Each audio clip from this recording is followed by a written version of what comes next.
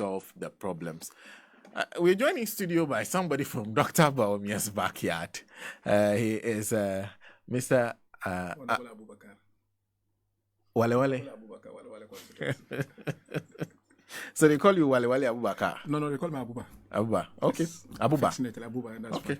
why. Okay. Yeah. He's Abdallah Abubakar. Yes. In fact, 2016, when were you nominated? When were you made regional minister? February 2016. February 2016. I actually took over effectively on the 3rd of March Okay. 2016. So 3rd of March 2016, Yeah. under former President John Dramani Mahama. So you were the Northern Regional Minister. Exactly. Oh, okay. Who handed over to the new government that was coming in. That was coming in. Short time as regional minister, from March till about December, when you're supposed to do your work. How much were you able to do with that time? I did so much, and that is feedback that I got from my constituents, that within the period of the 8 months. In fact, when I was appointed, my opponents, the political party, MPP, decided to describe my appointment as injury time minister because they felt we were almost getting out. Okay.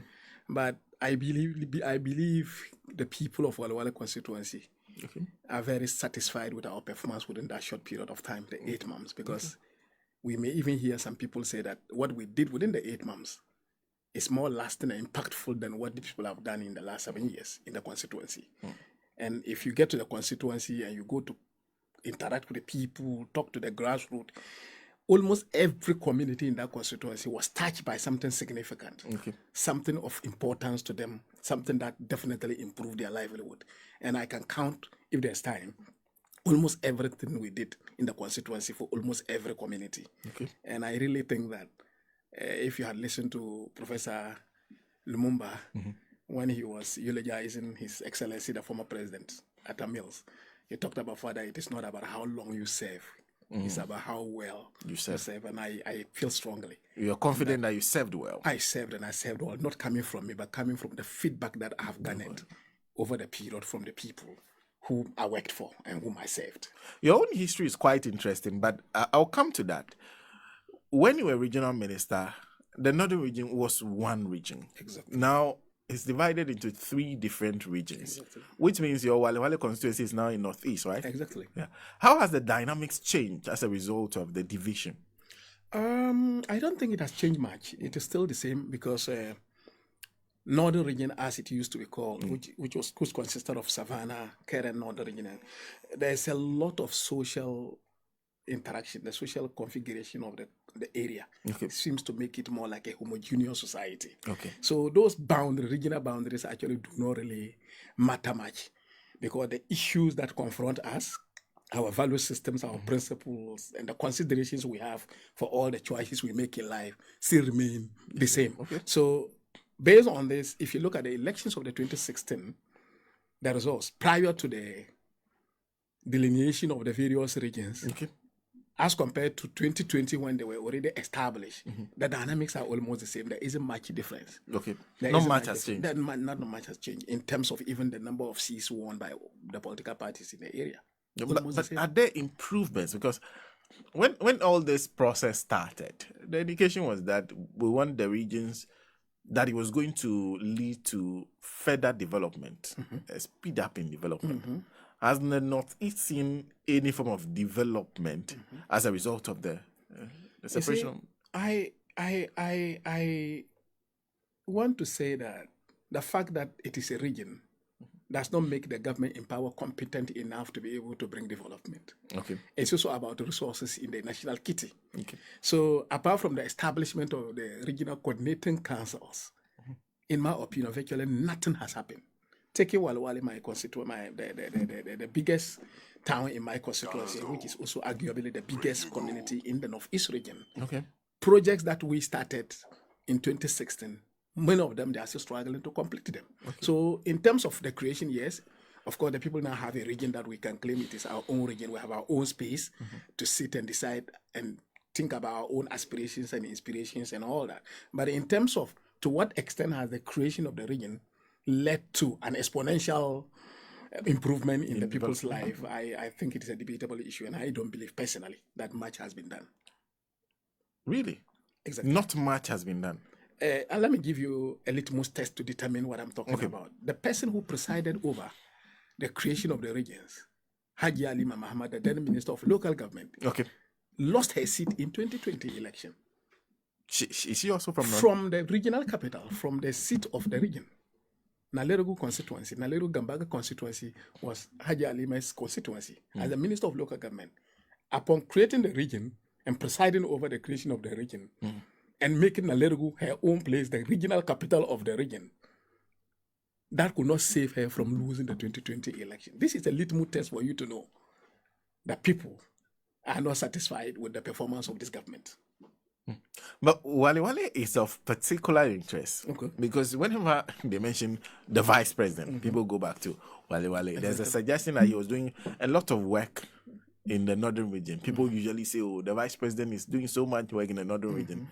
Is that true? Not exactly. If the performance of His Excellency the Vice President was anything to go by, then that should have reflected in the opinions and the views of the people of my constituency where he's from. Wale Wale is his hometown. In the last 2020 elections, as a sitting vice president, we almost won the seat. Maybe we'll come to that discussion. Yeah, we'll come. If the people of Wale Wale were satisfied with the performance of the MPP government, then the NDC shouldn't have been able to put up that significant showing that we showed in the elections in 2020. And there's virtually nothing, a lot of projects that, look, I will tell you that apart from an astrostef that they constructed in Wale Wale, the regional capital, there hasn't been any single project that has been successfully completed. Aside an astrostef. Apart from that, in the constituency, almost everything is ongoing for the last 7 years. So their ideas and discussions of issues is only futuristic. They talk about the future. We shall do this. We shall do this. We will do that. And then this is ongoing. That is ongoing. For good 7 years, things are still ongoing. We cannot boast of any one significant, I'm using my word rightly, significant project that has been completed in the whole of the Northeast region. So I really don't think that that impact is being created. No, really. Even in his backyard? In his backyard. It's quite interesting to hear. The media has to zoom down on Wale Wale. Put some sunshine on Wale Wale and get to here, because the problem in the Ghanaian politics is that we ride on popular images and then rumor mongering and then social media without actually getting into the ground, talk to the people at the grassroots to understand the nuances and be able to appreciate the reality of the people. Otherwise, there's a lot of graphic representation of falsehood all over the place that people might think that all is well with us, when in actual fact we are gnashing under difficulties. I really don't. You are gnashing under difficulties. I really don't. Because there are a lot of people who say that Northeast. I know for a fact that Northeast you do a lot of agricultural production. In fact, the Northeast regional minister is mainly into agric. I don't know about you yourself, but there are lots of people who are doing something. I think the Yagba Kabori area. I think it's in your region. Yes. For a region like that, why would you be gnashing in difficulties when the food is produced right at your doorsteps? I don't know the direction of this conversation, but let me tell you one thing. The last time I had an opportunity to address and to talk to the media, I questioned the prices of fertilizer are the same across the country, slight differences. The fact that we are from Northeast region and we have a vice president who is from Northeast doesn't make the price of fertilizer different and cheaper in that particular part, because prices know no boundaries, regional boundaries. Okay? And if today, when His Excellency John Dramani Mahama was in power, with 100 Ghana cedis, you could get a bag of fertilizer, or 200 Ghana cedis, you will get a bag of fertilizer. And today, you need about 500 Ghana cedis to be able to get a bag of fertilizer. Under that circumstance, how can a peasant farmer be a better farmer? The sloganeering, the so-called planting for food and jobs. In fact, let me say that in 2016, Ghanaians were fed up with the administration of John Dramani Mahama to the extent that they failed to understand and listen critically to the promises these people were offering. Planting for food and jobs. Tell me, since Adam, which farmer has never planted, which if not for food or for jobs? So they are very good at packaging deceit into making people think that it is gold, when in actual fact it's empty. So if you go to Northeast region today, as a politician, I know the number of peasant farmers who talk to me almost daily, asking for support to be able to buy weedicides or fertilizer because it has gone beyond their means. And therefore, I don't see how Northeast region should be treated as a unique geographical area because we happen to have a vice president coming from that area, when it is part of the larger Ghanaian space that almost every Ghanaian feels that we are suffering, and the suffering is so palpable that you don't need to ask anybody to get to know that there's a lot of hardship in the economy. And to what extent, how can we exclude the people of the Northeast region from this hardship? I don't think it's the same everywhere. It is the same everywhere, and perhaps it's even worse in that area. So you're saying that you as a politician sometimes has to intervene in helping people buy fertilizer? People place requests almost daily asking you for support. And today the lands are gone so poor that without fertilizer one cannot plant maize, which is our staple food. And that is the one most of the peasant farmers depend on for their subsistence. And yet you go and do 2-3 acres of maize, and yet you are not able to harvest anything significant because you don't have fertilizer to apply. Okay. And that is because the price of fertilizer has skyrocketed beyond the means of the poor farmer.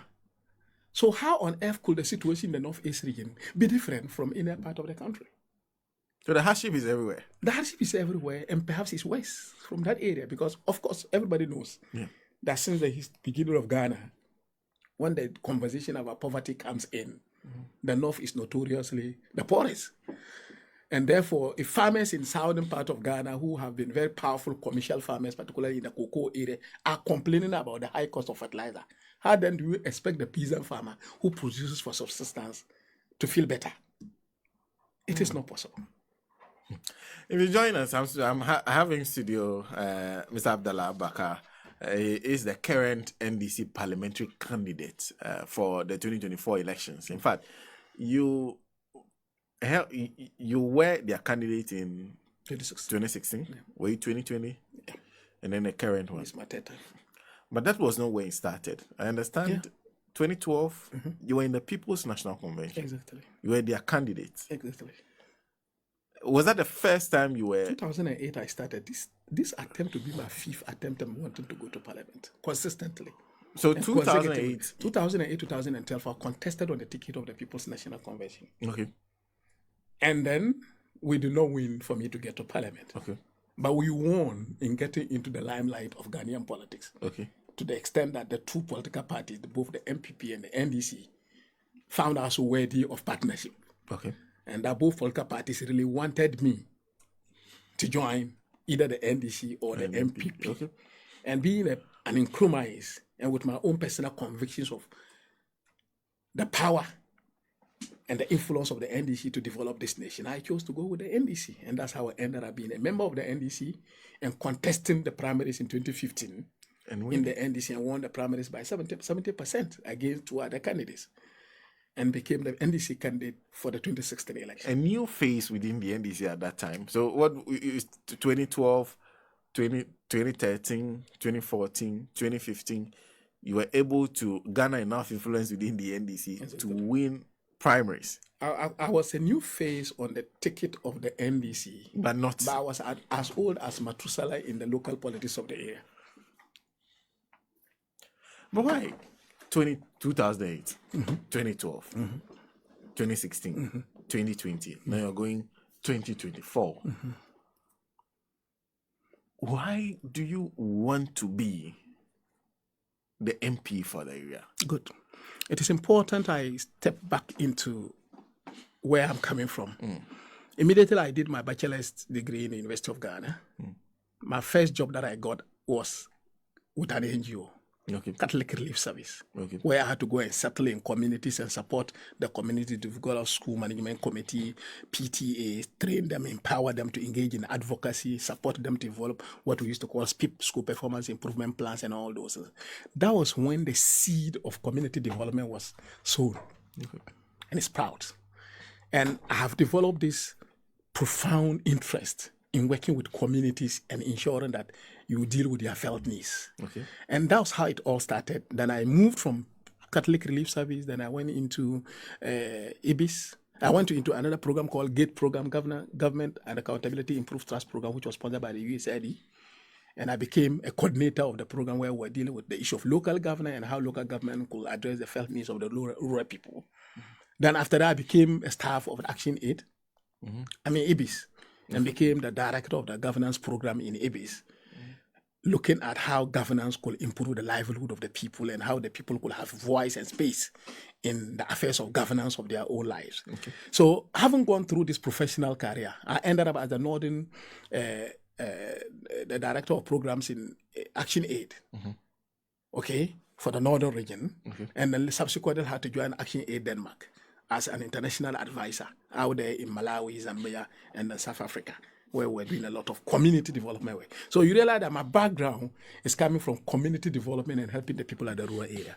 And these are all the things that culminated into that profound feeling and conviction that for one to make an impact, you need to be working with the rural and local people. And then when I became the candidate of the NDC in 2015, and subsequently was elected the regional minister, within that eight-month period, I was now having the opportunity to practice what I was teaching people. Okay. And for that matter, within that 8 months period, I really felt that if one really wants to make impact in the lives of people, that you should be part of government, because after all, the largest resources of this country is controlled by government. Okay. And if you have the right people in government, then Ghana as a country should not be suffering. So within the 8-month period, people who observe what I did within that period will come to tell you that it was a period of difference in the lives of the people, because I really created very impactful achievement in that area. And for that matter, I believe that I should be consistent in pursuing my dream to serve the people. And I'm not a quitter. I'm not a person who quit easily. After all, there's that adage that when the going becomes tough, you don't change your decision to go, you change your direction to go. So I will fix my eyes on the ball. I want to represent the people in parliament. And when I get the opportunity, the people of Walawala constituency will get to appreciate why I had to spend all these years pursuing that dream. Because it's a dream, and it's a dream that must be realized. Not for my sake, but for the sake of the needs and aspirations of the people of Walawala constituency. 4 times. 4 times. 4 times you attempted, About to 4 do the times. 5th time, yeah. 4 times you failed. No, I didn't fail. But you are not empty. No, yes, but that doesn't mean I failed. 4 times I tried to go to parliament, 4 times I never got to parliament, but 4 times I have made an impact on the lives of the people, and that's what is most important. Okay. When I contested 2 times on the ticket of the PNC, even though I did not win to get into parliament, but it was the resource I garnered as a candidate in that constituency that culminated in me being sought for. Okay. By the 2 bigger political parties. So if you are going to look at the victory, I will tell you that the outcome of my 2 attempts in PNC was becoming a regional minister. Okay. Not a member of parliament. So it's like I was struggling to secure a caterpillar and succeeded in getting a tractor. There was some achievement. So it was not a failure. Okay. And then when I became the regional minister, for the 8 months period that I stayed there, I commissioned more than 28 rural electrification projects in that constituency. I constructed 2 important bridges through my lobbying and advocacy. Constructed schools. Started the construction of the Walwale Township roads. Okay? Built a GES education office in Walwale. Okay. An achievement the people of the area will be quick to tell you that it is unprecedented, because they've never had that kind of achievement in any political regime as compared to that situation. So I still see progress, despite the fact that I've not been able to get to the ultimate of being in parliament. And it is rather the things I've been able to do in that short period of time that have motivated me to feel that there's much room for improvement and there are bigger opportunities out there. Look, as a minister, you can lift a huge burden that threatens the livelihood of a family, a whole family, just by placing a single phone call. Really? Yes. Sometimes the solutions are under the carpet, but nobody checks. So if you have a vigilant leader, certain problems are supposed to be dealt with swiftly and expeditiously. So I have the dream, and the dream is to represent my people in Parliament. Do you know the MP for Wale Wale? I am told. In fact, You are told. the last That's time what I wanted to hear. No, in You are fact, told. the last time I checked, and the media reports that I read sounded interesting. That Dr. Baumia's sister has been elected as MP for Wale Wale. Why did you ask? I ask because Parliament is space for Ghanaians. Okay.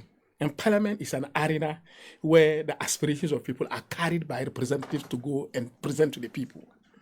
The whole vice president's constituency, that particular constituency deserves better representation in Parliament. It deserves better representation in Parliament. The vice president has been in Parliament for the last 7 years. And the people who had the opportunity to represent us in that constituency, in Parliament, were all backbenchers. They are all backbenchers. Nobody knows them in Parliament. And it's a shame that somebody like you, somebody in the media, I ask you what is the name of the MP from Baumes, the vice president's constituency, and you don't know. But if I ask everybody in this country, who is the MP for Tamale North, they'll say, Suhimi. Yeah. If I tell who is the MP for Tamale South, oh, Haruna. If they ask you who is the MP for Bolga, say, oh, Adongo. Who is the MP for Boku, Mama Yarga. Okay? Their prominence and functions in Parliament has nothing to do with who is from their area. It's about their own capacity to deliver as members of Parliament. Okay.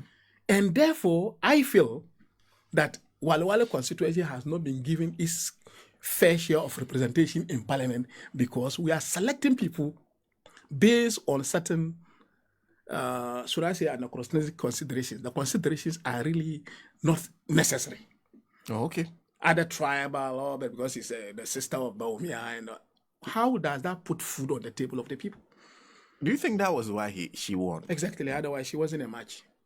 Everybody knows that. Even her party people say it. Her relation with the vice president. Let us vote for the MPP candidate in order not to disgrace the vice president.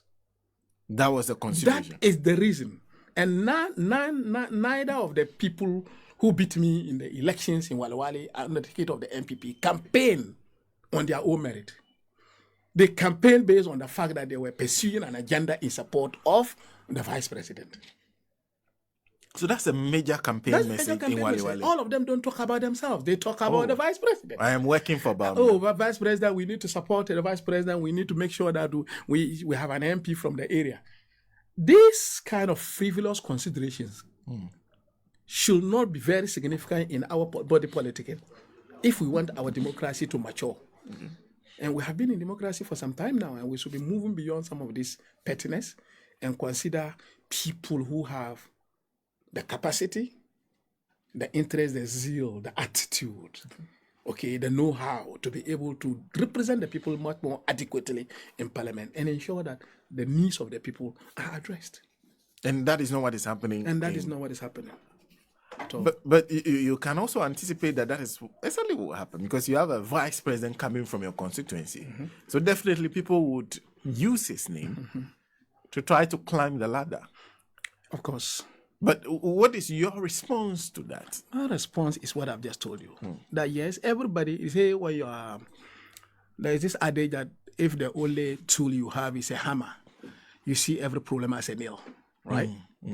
So anybody who comes to contest the Wale Wale constituency seat on the ticket of the MPP, the available tool and the most potent tool for them to use is the stature and the status of the vice president. Definitely, you cannot fault them for using it.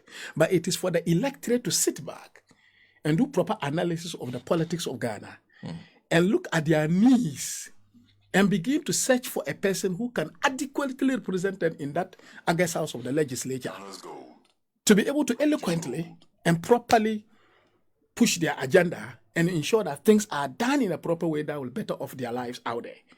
We cannot continue to elect people on the basis of things that do not matter in the body politics of Ghana. Look, if you have the best driver in the world sitting in a rickety bus, I don't think you can get to your destination. It's not possible. So efficiency is important. Effectiveness is important. And therefore, we should be looking for people who can represent us properly in parliament and be able to handle this country to the extent where we can secure development for all in a way that addresses the felt needs of the people. Be that as it may, you still have to deal with the imposing figure of the vice president in the next elections. What is the plan going forward? Because, yes, his name will be used. And it is not new. I have been with the name since 2008 when I was the PNC candidate.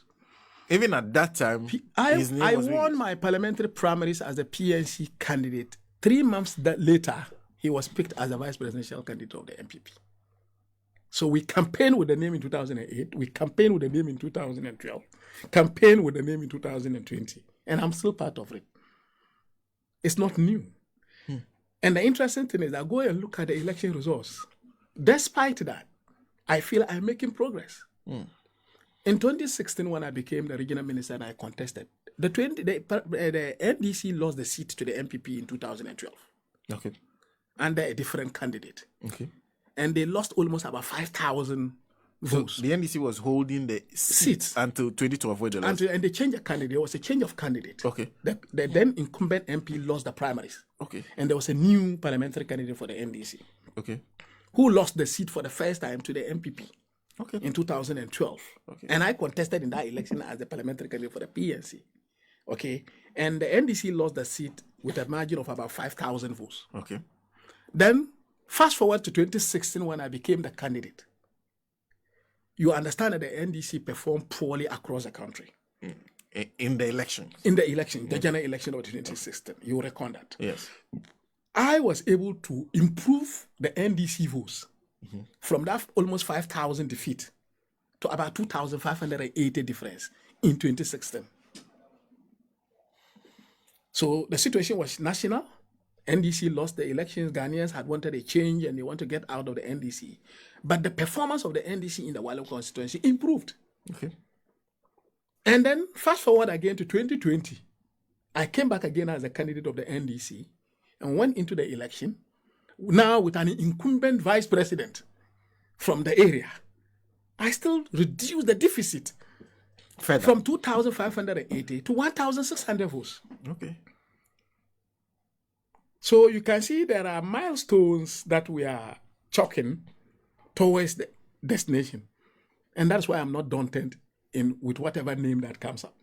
And I want to use this medium to also appeal to the people of the constituency. Now look, I'm more than 50 years. Okay? I'm more than 50 years. Okay. So if I were to be in public service, I have less than 10 years to go on retirement. I have my dreams. I have my aspirations of what I want to do for the area. I want to pay my rent to the land that birthed me. Okay? I cannot wait till His Excellency the Vice President Bawumia is out of the scene before I do my part. It's not possible. Everybody gets the opportunity to do your part for your land. The farmers are doing making their contributions. We, the politicians, are making our contributions. When I became when he was the Vice President, running mate, and I became the regional minister, all the projects that I instigated to be constructed in the area are beneficial to the people. And whatever achievement he is also able to bring to the people as a vice president, that is left unto him to account to the people. So I cannot wait till all the actors are out of my way, all the challenges are out of my way before I begin to pursue my dreams of helping my people and contributing to the development of our area. So I'll give you another scenario, and I'm talking to the people of the Walewale constituency. When His Excellency the Vice President, former Vice President, late, may his soul rest in perfect peace and in eternal peace, Alhaji Aliu Muhammad became the Vice President, running mate and Vice President of the MPP. Yeah. If the likes of the Haruna Idrisu and the Suhini and co were to assume that there is a bigger challenge and therefore they should quit and allow His Excellency, the Vice President Aliu Muhammad, to continue. One final, the MPP lost the elections. Dagbang and Tamale had each share of national contribution through the influence and actions of these people that I've mentioned who are in NDC. So let's move forward and think about the future. That in 2024, when the NDC is winning this election, it doesn't matter whether His Excellency Muhammadu Bawumia is the running mate or the presidential candidate, he loses the elections, the NDC wins. I will be there to represent my people in the NDC government. And I will be there to ensure that our share of the national cake is adequately secured. So, yes, there's a challenge, but I don't run away from challenges. And the fact that I've been able to improve the performance of the NDC in the constituency this much makes me believe strongly that it is a possible thing we can do. We can win the seat in 2024. Let me give you a scenario. His Excellency John Dramani Mahama is one of the most marketable candidates you can find in the whole political scene of Ghana. Okay? And in many cases, when you go to a lot of constituencies, whether we win the seat or we lose the seat, NDC, His Excellency John Dramani Mahama has always gotten more votes than the parliamentary candidate. In both elections of 2016 and 2020, I had more votes than His Excellency John Dramani Mahama. I am not claiming to be more important and more popular than him, but I am talking about my marketability with the people of the constituency. And it comes from the fact that the NDC, the MPP parliamentary candidate in the two elections, both got lower votes than Nana. And I get more votes than JM. What it means that there are people who go vote for presidential candidate for the MPP and vote for you and come to vote for me because they believe in my ability to serve them in parliament. So the votes I've always got to more are skirt and blouse votes from the MPP. And I believe that with the consistency of work, consistency of campaigning and drawing the attention of the people, they will come to appreciate that the work in parliament has nothing to do with who sits at the Flagstaff House. Mm-hmm. I want to ask you, the delegates of the NDC, 2015, now they did it for, I think, 2019, when they were elected again. The third time, they've done it again. What's the appeal? It is the trust I established with the people as a regional minister.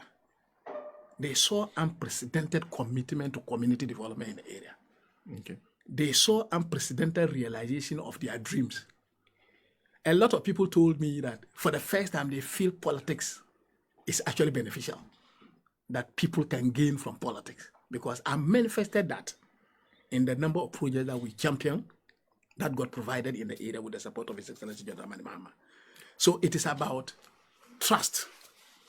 The primaries that we just finished, I was the underdog in terms of resources. Really? But I won with 61% of the votes against 3 other candidates who were much more resourceful than I was. The people told me, they assured me, look, we are not voting money. We are voting people we trust can deliver our needs. Okay. And you have demonstrated that, and you have results to show. Tangible results to show. Visible results to show. So I am no longer a candidate that the party struggles to introduce to the people. They are aware of what I can do, and they are aware of what I have done in the past. I serve them, and I serve them well, and that is it. Yep. But because the Wale Wale constituency, you said, was an NDC seat until 2012. So for you, what changed? Two important factors. Two external factors. There is this man in Wale Wale constituency who happens to be the father of us all. Okay. An educationist, a retired educationist now, who happened to have been the first headmaster of Wale Wale Secondary School. Okay. He groomed all of us. He recruited us into secondary school. A highly respectable individual. And my greetings and regards and best wishes to Nabila Suleimana. Thank you so much, Chief. They all contributed to the development of the area through his educationist work and all that. The MPP succeeded in getting him as their candidate in 2004. So he was the first good thing that happened to MPP in the area, not His Excellency the Vice President. When the man came into MPP, he was able to move the MPP performance from 4% to about 40%. That same man came. That educationist, Mr. Nabila Suleiman, became their candidate in 2004. So in the 2008 election, even though they didn't win the seat, but their performance appreciated significantly from about 4% of the votes to about 40%. And then fast forward to 2008, Dr. Baumia, the vice president, His Excellency, was also then picked as the candidate of the MPP, the vice presidential candidate of the MPP. And these two factors together, in my opinion, are those that led to the significant improvement in the showing of the MPP in the constituency. Okay. Yep. And that is what has accounted for But it. of course, it But is he always, still- but of course, it is always against the performance of the opponents. Okay. So if the people felt they were not getting enough from the NDC, which was then in power at that time, definitely they must start looking for an alternative. And perhaps that was why it worked. Did it? In 2008, it didn't work anyway, because the NDC still won the seat in 2008, even with him as a vice president. But of course, the Baumia thing had not caught up with Ghanaians then. Okay. So when we got to 2012, that was when they won the seat for the first time. Are you proud of Dr. Baumia? This is a very tricky question. Proud in which area? You are an indigene of the area. You have your fellow indigene in the office of the vice president. A lot of promise he showed in 2016 during the elections. Everybody believed that he was going to be the guy that turns the economy around. Several years down the lane. Are you proud? I want to leave that judgment to the people of Ghana. But I feel that he could do more. And one area that I feel so bad about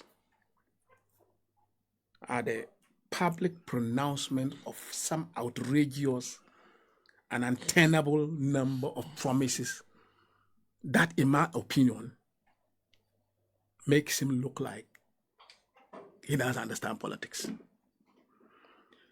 For instance, there's no way you could ever get me to go and promise anybody that I'm going to construct dams in all villages in northern Ghana. And I will say it. I will never say it. Because I know it's not doable and it will affect my integrity in future. Because the conditions precedents for the construction of a dam cannot be put in by government in every village. You need a stream in a village to be able to provide A dam. a dam. How can government go and provide a stream before they do the dam? And it is not in every village in northern Ghana where there's a stream. So this promise, if you do this analysis, you will understand, no, this is not a doable thing, and therefore I should not say it. But I'm sure out of overzealousness to win power, he got carried away to say some of these things. And today, even his own party people are using those pronouncements to campaign against him. Okay? So, yes, he belongs to the other side of the political divide. I belong to this side. I'm working for my party, he does for his party. But the affiliation you talk about, the affinity between us, you talk about, sometimes you feel bad that somebody of his caliber will be discussed in a particular light that could have been avoided. But the discussions, do they sound justifiable to you? They do. And that's what I'm just talking about. If you come to tell me that you are going to provide a dam in my village, when you know very well that there's no stream in that village, and later on somebody accuses you of making a false promise, to what extent can anybody defend such a statement? So they are justifiable. Was he supposed to have known that this was not? That is what I'm saying. That's why I felt that sometimes, out of overzealousness, he appears to be naive. Because some of the things he says, if I were his advisor or sitting close to him, I'll prick him and ask him not to say it. Because it is not doable. That a village, a dam in each In every village, it's not possible. in the northern region. The whole world is not possible anywhere. Because you need certain conditions to be prevalent in that area before you can do the dam. He said the key condition is a stream. It's a stream. Because the dam they are trying to establish, they have to depend on an existing stream where they can then establish the embankment to be able to contain the water. So if you go to the village and there's no stream, and particularly in northern Ghana where our rainfall is one regime in a year, 6 months, and we have a long dry season of 8 months, to what extent are you going to be able to sustain a dam in every village in northern Ghana? This was an unthinkable promise. And I don't think that was a good one to make. And it's unfortunate it was my own big brother who did it. And today, the very people he did it for, okay, are attacking him for those things. So it's like when your father gets to steal and he's being beaten in public place. You can only feel the pain, but you cannot praise him. See, well, if you're joining us, I have in studio Abubakar Abdallah, who is a former Northern Regional Minister. He's 3-time, at least for the NDC. NDC alone. This is your 3rd time, but he is a 5-time parliamentary candidate in Wale Wale, and You're hoping to win it this time around. Hopefully. Are the conditions right for it? Look, you see this world. There are a lot of factors that will interplay, and some of the factors are unknown to some of us. Okay. The fact that as a regional minister, with His Excellency the Vice President as a running mate, I lost by 2,580. Then he became an incumbent Vice President.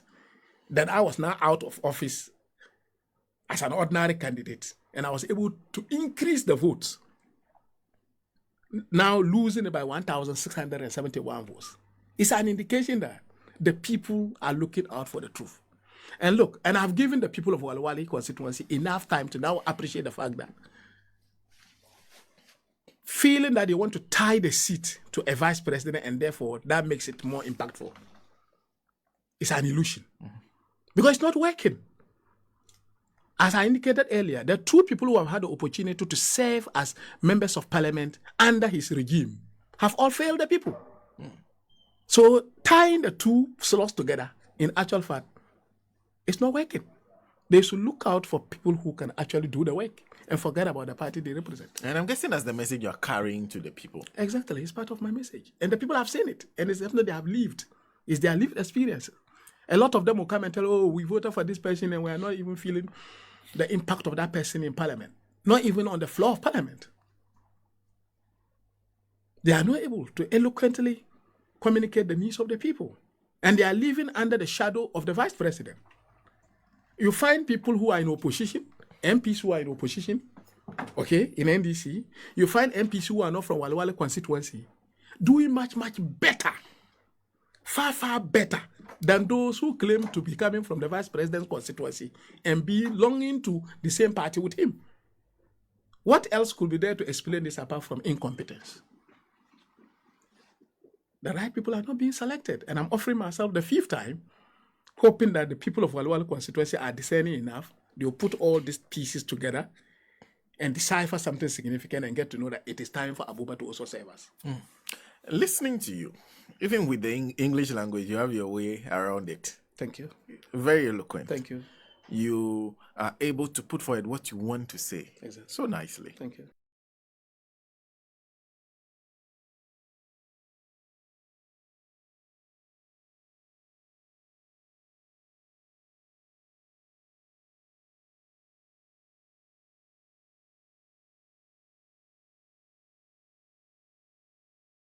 Think is necessary to win that seat? My biggest take home in all this is come to believe that I shall continue doing what I'm doing. Okay. And the people are listening. Because in all the cases that I've contested, the first time I went on the ticket of PNT, I beat my presidential PNC, I beat my presidential candidate. The second time I went, I beat my presidential candidate. The 3rd time I went, I beat my presidential candidate. The 4th time I went, I beat my presidential candidate. In all the 4 times I've contested, my votes are much, much more than even the presidential candidate for whom we contest. It tells me that what I'm doing, the people gradually are picking up my messages. They are gradually having more hope and trust in my ability to do it. And therefore, consistency is one of the things that I'm taking home. That yes, you didn't get a chance to serve the people, but it didn't mean that you did anything wrong. But in terms of campaign strategy, I keep varying my campaign strategies from one election to the other based on the key learnings from the previous one, which, if you permit me, I will not table it on this table for discussion because I cannot discuss my strategy out there. Let me read a few messages that you're getting. Okay. Tia Nazia Jacob says, Honorable is the savior of Wale Wale constituency, and I salute him for creating the spirit of unity in our party. Abdul Kadir says, Honorable, good morning. We are proud of you.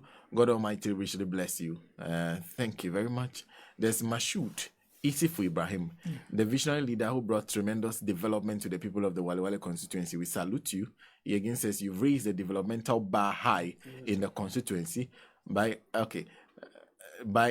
he calls himself by heart format. GH says, "Hi, I'm really enjoying your program here. I'm monitoring you live from correct me if I'm wrong, Sandam Fongu, Walewale constituency in Northeast region. Honorable Abdallah is a role model. Keep it up." Idris Nuruddin Ghazi says, "Fantastic presentation by a competent incoming MP for Walewale constituency. Proud of you, Honorable Abuba." Mashood again comes. The campaign has always been about the vice president, Honorable Abubakar Abdallah. It has never been about the NPP parliamentary candidate and the NDC parliamentary candidate. It's always a competition between the vice president and the NDC candidate. That's how it is. The context and the discussion and the conversation, the everyday narrative about the campaign in the area is about Bawumia and Abuba.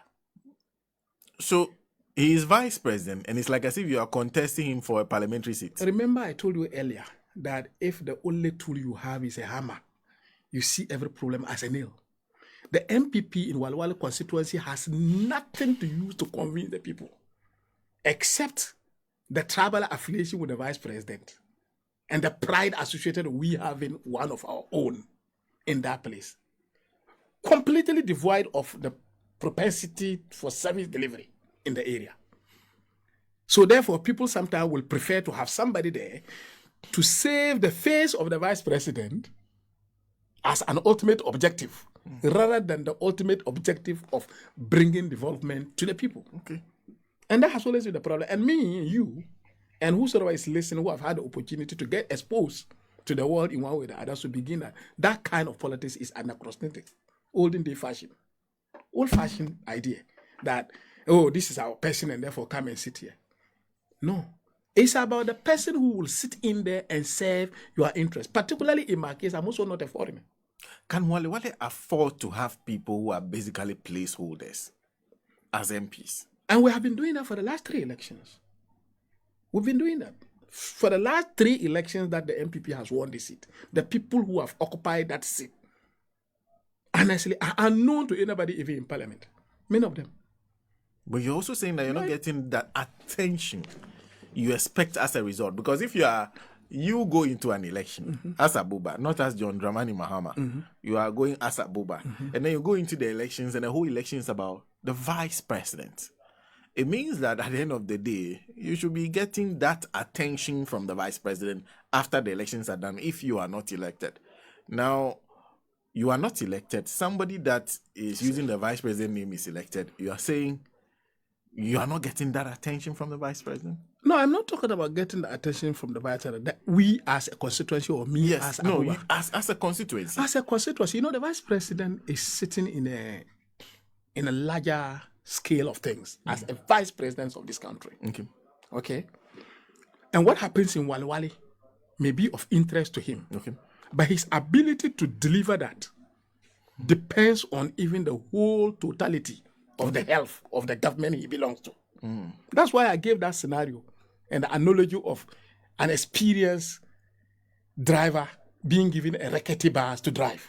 He can't improve the living conditions of the people of Walewale. He might have the skill in his head, but the machine he drives cannot respond to stimuli. How does that work? It is the MPP government in itself that is an apology of a government. An apology of a government? It's an apology of a government, my brother. Why do you say so? Look, they came to this country, they campaigned on the ticket of John Mohammed's incompetence, right? Incompetence. Yeah. And they won at the election against His Excellency John Dramani Mahama on the fact that he was labeled to the extent that the word incompetent became synonymous.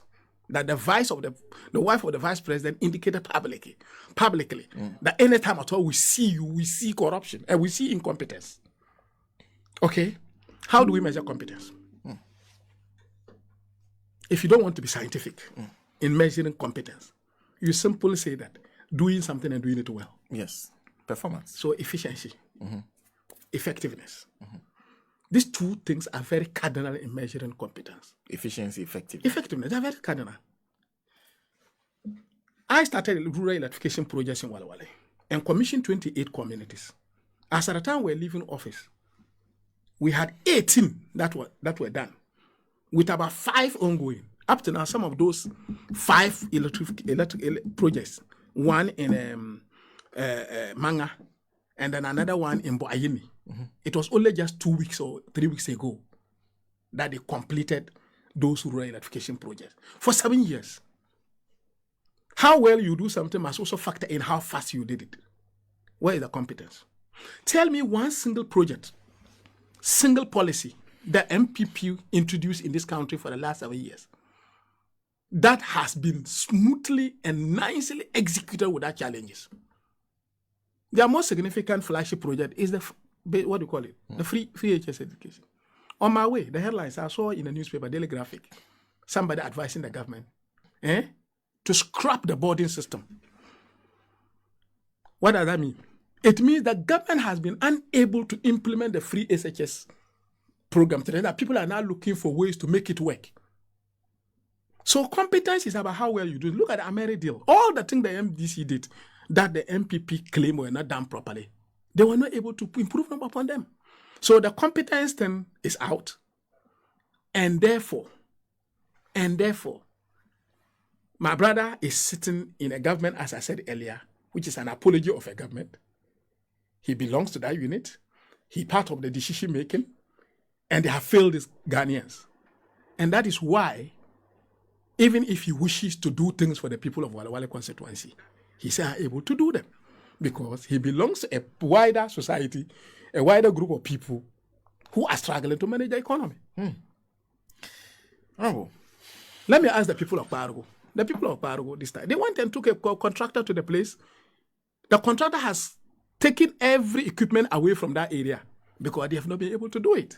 They were constructing a road from Wulugu to Kasinke under the Sino Hydro project. The contractor has abandoned site long ago. Is that what we call competence? Is competence about initiating projects that are not implemented, or competence is initiating projects that are not being implemented properly? Honorable, we have to leave it here. Thank you very much for joining us. In fact, I would like to have this conversation with you once again. Thank you. And I pray that the people of Wale Wale actually elect you. It will be interesting to have you in Parliament. Thank you. That would be fantastic. And I'm very grateful. Thank you. And let me use just 1 minute to thank the people who have listened from home and abroad, and then also switch on to Mamprele and tell the people of Wale Wale constituency that Mpuhurbaza Abada Suba na ontum tunyo vrna lafia. Nakobiani kafabana kasuhra. Dr. Mahmoud Biane no tukubuka atanti ya mamumba chena nang kubuka atanti ya mungwanda anya chance nda kubuka atama kala marta mani yantama chance kala kudengala. Wassalamu alaikum wa rahmatullahi ta'ala wa barakatuh. Thank you very much. Thank you. Happy birthday to Elikem Kotoko, Charles Nyami, and Asaman Kesi, and also a happy birthday to Amanda Ochri. Happy birthday to all of you. Also, happy birthday to Madam Helen Ayo of Kolebu Teaching Hospital, and then Christabel Lechu at Kukrentumi. The King of Vidmoney is taking over. But at some point, we'll take you to Parliament to give you a live broadcast of the mid-year budget review. That's the main business for today, so that you listen to what the finance minister will say to us. When we come back tomorrow, we'll definitely be discussing it. A big thank you to my guest in studio this morning, Abdallah Bakar, who is former Northern Regional Minister now and the 2024 parliamentary candidate of the NDC for Wale Wale constituency. We are back tomorrow with another edition of the show. Do stay with Radio Gold 90.5 FM. One station. Accra 2022, 23, 24 and more. We don't chat, by Dreba. Back live. Commercial free. Versus Mid-Morning Show. Oh, we love what you have in Bad Mid-Morning Show. The Mid-Morning Show. Yes! 90.5. Good morning, my neighbors. On Children by Dreba. Experience quality radio. Radio station. Put your hands up. Brave. Powerful. Morning vibes and more. Accra 90.5. We don't chat, by Dreba. Oh, we love you. Your Mid-Morning Show on Radio Go. We are back like 100 times.